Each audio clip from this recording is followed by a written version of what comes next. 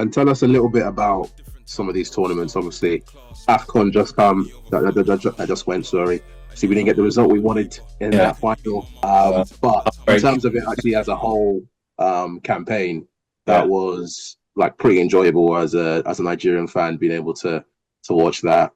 Just tell us a little bit about that previous campaign, how that went from your perspective, but then also just in general, international football and these sort of cool campaigns that you guys have been on. Yeah, I think those are the ones that are the most enjoyable. You know, I think when you achieve something on the world stage for Nigeria, it gives you the biggest sense of validation, biggest joy, because it really means something, and you can, make history not only for yourself but for your family, for everyone, back at home, maybe your cousins, uncles, aunties, everyone that's watching, and maybe people that you met once when you were a child. So I think it means so much to Nigerians. I think so. That's the added value for us. And when we went on the campaign that's just gone now, I think there weren't great expectations at the start of the tournament. So we felt maybe like an underdog, even though we had one of the best squads at the tournament, if not the best squad at the tournament. And that really gave us the togetherness and a chip on our shoulder, really, to try to make a point. And everyone always speaks about the golden generation of, JJ and Kanu and Tyree West and Yobo and all the guys that went on to win the AFCON or won a gold at the Olympics or went furthest in the World Cup. So for us as a generation of players that have been together now, the core of it, probably 4, 5, 6 years, we really want to be the next one to actually achieve something. So for us, when we got to the final, that was really what we had in mind. And as the tournament went on, more and more people kind of jumped on our bandwagon.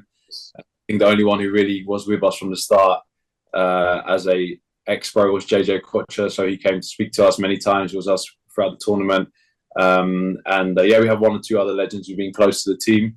And they really, keep emphasizing what that means to them. They said, even on this day and age, whenever they land at the airport, they'll get, fast track past the passport. They don't even have to show it. They go somewhere they can eat for free. They always get preferential treatment.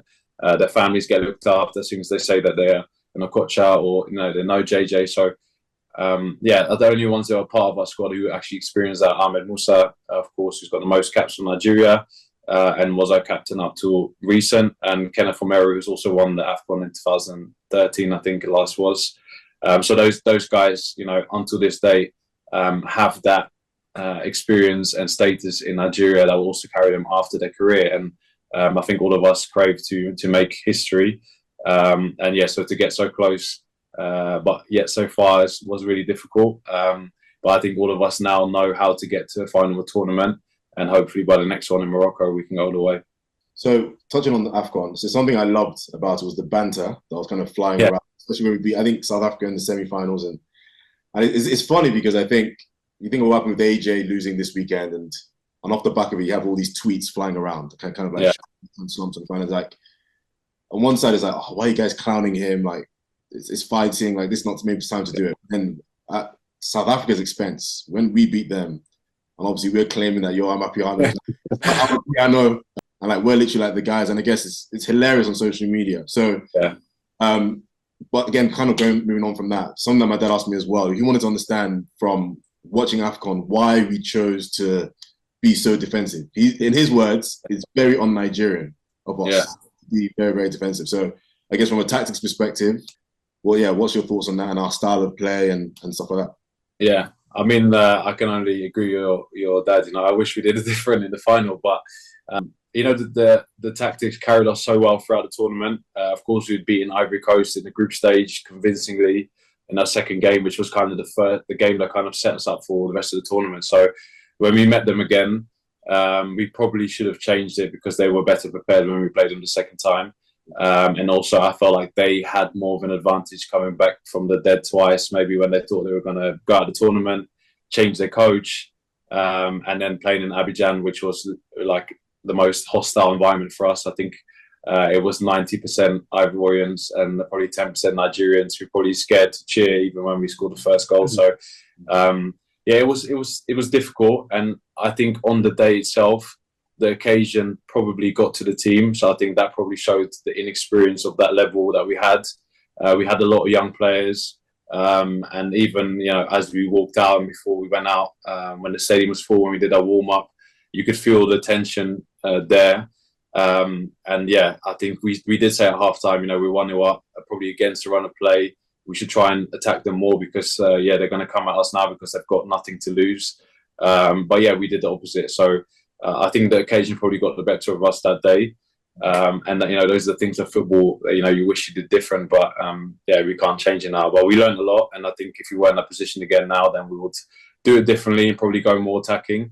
But I think if you would have criticised the coach before the game, and then said, you should have changed a different formation. If you wouldn't have performed well with that formation, everyone would have said, why didn't you play how you played the whole tournament? So there's always an answer when you don't do it. And I think, that's something that we have to live with now.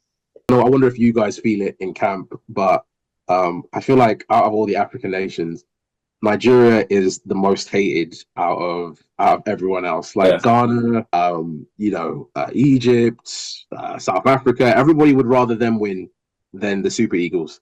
Is that something you guys feel in camp? We got the most sauce, we got the most stew. Everyone Ain't no one do it like us.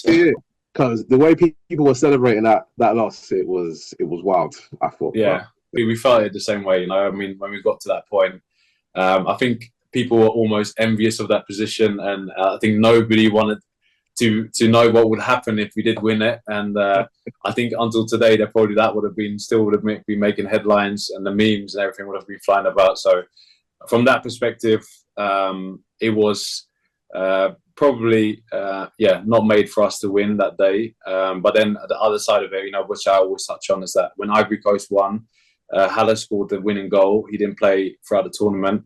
I remember seeing him on the pitch afterwards with his wife and kids.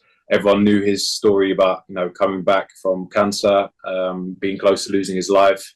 And then for him to score the winning goal out of everyone on that stage in Ivory Coast for a West African team to win it,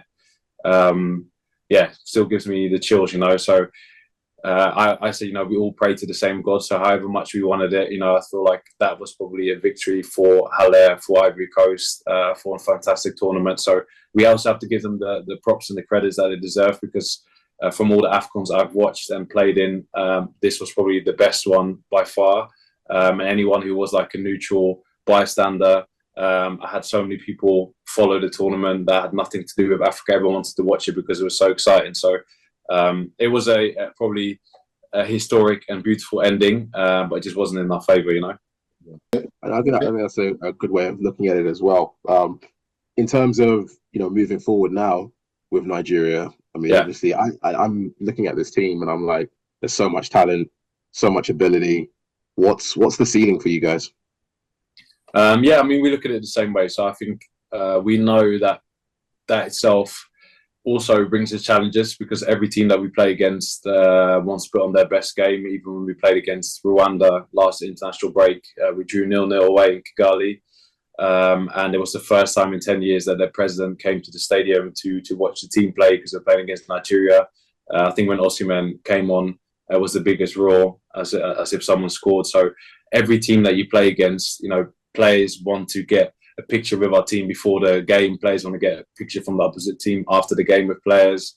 Everyone wants to have a piece of our team. So it's also for them to play that A game. I mean, if I had to, have a chance to play against Man City or against PSG or against Juventus, that's my chance to show the world what I can do. So we definitely have that energy when we go to different teams, whether players like it or not, or people say it or not. That's definitely how we feel. So for us, is really, we understand the players that we have, we understand what we can do, but it's that extra level of having to really do it every time, because other teams, for them to even get a draw against us, will get celebrated as a victory. So that's what we're up against now. I'm a different type of rock star. I got class and I got Henny overflowing up my shot glass. And yeah, I know I'm not a keeper, but can you be my mama seater by the time I'm done with